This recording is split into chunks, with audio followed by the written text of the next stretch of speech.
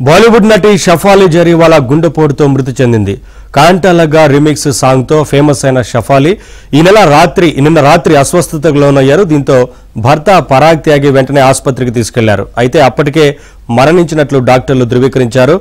మృతదేహాన్ని కూపర్ ఆసుపత్రికి తరలించారు.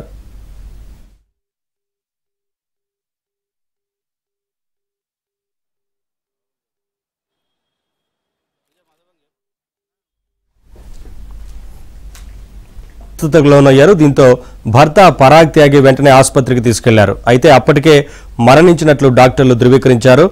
మృతదేహాన్ని కూపర్ ఆసుపత్రికి తరలించారు.